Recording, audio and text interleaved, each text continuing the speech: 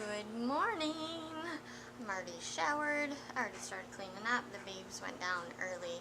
Tristan woke up at 5 this morning, and then Sydney woke up at 6:40, but she was rubbing her face and fussing, and like she was tired when I said, "You want to go night-night?" It was like 9:15 or 9:30ish, and she was all for it. She was more for it than Bub, but Bub didn't make a peep and went down. She's kind of been playing in there. I peeked in her a couple times. She's just been like rolling around in her crib with her stuffed animals and kind of going, you know, just kind of humming herself to sleep, but she's passed out now. I just peeked in on her after the shower. So it's 10 right now. I'm sure they'll be up by noon at the latest. Hopefully Tristan takes like a good 2.5, 3 hour nap. He started early this morning, I'm guessing because of his tooth that's coming in. It probably started bugging him, so he was awake wide-eyed and bushy-tailed. And I'm not nursing, you know, so they have no, when I give him milk, he has no interest, you know. He's just like, nope, I'm up. So, Jeff got up with him. But anyways, today is the day, the start of, you know, new stuff. So I have my appointment today at the fertility clinic at, I think it's at 2:30. I have to be there at 2:15, and it's about 45, 50 minutes away. And so Jeff's going to come home and get off work early. So at first we were going to all go, which I do of course wish that Jeff was there and stuff, of course, but with the two of them and the way that Tristan's been kind of a little ornery, I just think that it would be chaotic, and this is an important appointment. It's the first one, so a lot of stuff is happening. I mean, it's going to be from talking about, you know, my past, what we've done, what we want to do, kind of getting to know the doctor and feel comfortable there. Also, I believe they do like the whole like shebang, like the workup, so to kind of get a starting point, a base. So like I'll get blood work done. Blood work, I'm trying to remember, it's crazy how long ago it was. Blood work, an ultrasound, or like a vaginal ultrasound, and they like flush like water or saline or something in like your uterus to check it all out, make sure like there's no cysts, that all is good. So since I had a twin pregnancy, just making sure like all is still good. What else do they do? A pap, and I think that's everything. I don't know. I'll do a video on the whole thing. I'll try to film as much as I can. I was hoping to have Jeff kind of be able to help because, you know, obviously I'll be on the table. So I'll try to do as much as I can while I'm there, but I will definitely give like a full video, like detailed video as far as what happened, what went on, and what they think is the plan going forward. I don't see why it would be different than my frozen embryo transfer with the twins. My system operates normally, so I don't see why I wouldn't be able to do a natural cycle, which means no meds except for I think it's progesterone suppositories after you start those. You start those like a week before the transfer, the day after the transfer. I don't know, you start them at some point around the transfer, and I know like I have to go on birth control for a month to like kind of control the system as far as like you think you take the 3 weeks of pills and then you skip the week where you would like have your period and take the pills again. Or maybe that's with the egg retrieval. See, I don't know. It feels like so long ago and I didn't document it, so I don't know. But I will have a ton of information to share. I'm really excited about it because this means it's the start of, within the next, I don't know, I guess 2 to 3 months, we could be saying we're pregnant. So that's really exciting. Again, I'm guessing that the transfer would be like a January or February transfer. I'm thinking more towards February because when I go there today, I don't know if they got my medical records. I still have to ship my embryos from Seattle, from SRM to here. I have no idea what that process is or how long it takes. Like I said, you have to be on birth control for a month. I think, again, maybe that's with egg retrieval. I don't know. So like I said, it's a few things have to fall in line, and all that jazz. So, and it's kind of a fine line because, like I've said before, like we want to do it soon, but I don't want to be too big and pregnant. I mean, obviously it'll be nothing like it with a twin pregnancy. because we are hoping to have Jeff transfer and move across country again in June-ish, unless they offer earlier, but our lease is up June 15th. So let's say I did a February transfer. It'd be February, March, April, May, June. I would be like 5 months pregnant-ish, 4 or 5 months pregnant, if all goes smooth. So that seems like, you know, you're in a second trimester, probably, you know, done with the being sick, morning sickness thing, and not too big so that I can help do stuff. Because it'll just be us moving. We don't have any, you know, family or anything out here.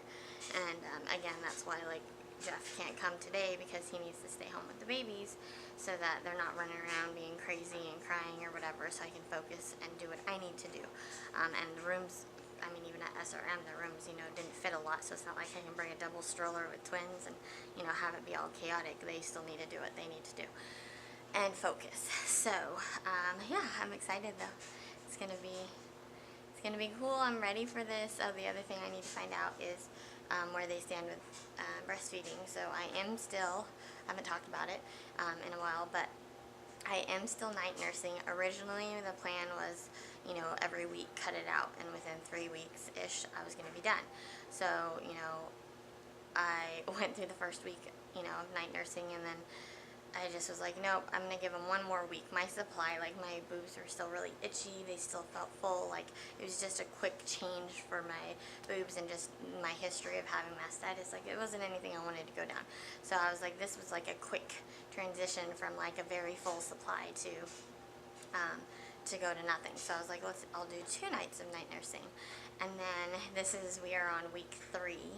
So like 2 weeks and like a couple days of night nursing, and Jeff and I talked about it, and I was like, I'm nervous about how night nursing is going to go because it kind of finishes off their night. They're, you know, used to me rocking them and, you know, getting my milk at night, and then they're sleeping through the night.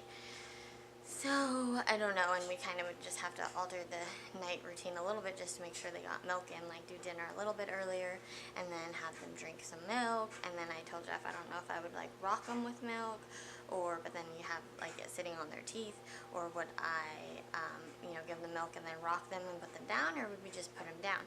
I'm thinking just straight putting them down just like they do at nap, because they do fine. I just don't know how that will affect, like, them sleeping through the night, if it will or not. So Jeff and I were just kind of like, you know, I don't have a problem with night nursing. It's totally different, like, the way it is during the day. They aren't pulling on my shirt. They aren't, you know, doing what they were doing with, you know, wanting to nurse all the time and, like, a jealousy thing. So now they, like, know, oh, it's bedtime. I get mommy's milk, because I always say, do you want milk? You want mama's milk? And then they'll get a big smile on their face. So as of right now, I'm still night nursing. I don't have a problem with it. And then I'll find out today. Today, I guess, will be the answer on how they feel, if that'll affect anything, or if they think it will. And if so, then I guess probably I'll be cutting out night nursing. I have created chip monsters. I have a chip problem. And look at this. You have chip face? Bubby, look at Mama. Look at Mama. Did you help finish the pizza chips with Mom? No. Yeah, can I see your face? Can I see your face, messy mouth? We gotta wipe you. So we have forgotten, it's December 3rd, and we have forgotten to do the advent calendar for the babies. So here we are. That's day number 1. Who wants a nummy? Num nums. You want nummies? Okay, day number 2.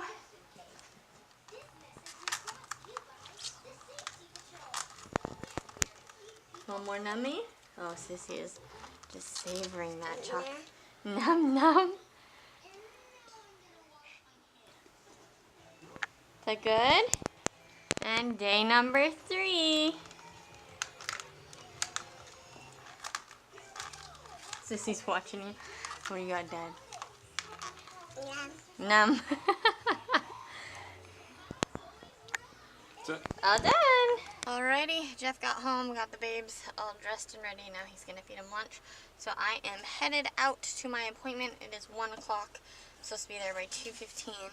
So I left a little bit extra time just to make sure that I make it there in time, because I'm horrible with I've never been here, so I'm horrible with knowing my way around and things. So I'm taking Jeff's car because it has better gas mileage, and since I don't have any babies with me, why not? So I'm just trying to figure out how to use it. Anyways, I'll keep you posted once I get there. I'm excited. I am here. This is the beginning journey of our frozen embryo transfer for baby number 3. I'm in the room. We already had our chat, and this isn't the fun part. I get a breast exam and a pap and ultrasound and all that jazz. I totally forgot all this stuff. You get used to it when you're doing it, and then haven't had to do it in a while, so... Well, that was quick and painless. Yay! All done. It's 3:20. Heading back home to Jeff and the babe. What?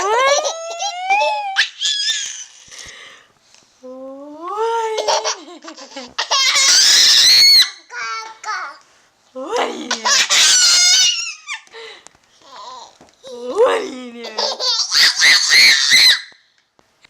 What happened, Bubby? What happened? Did Sissy take your book?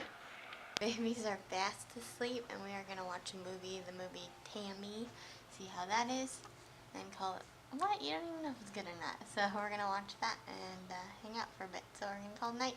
Bye. See you in the morning.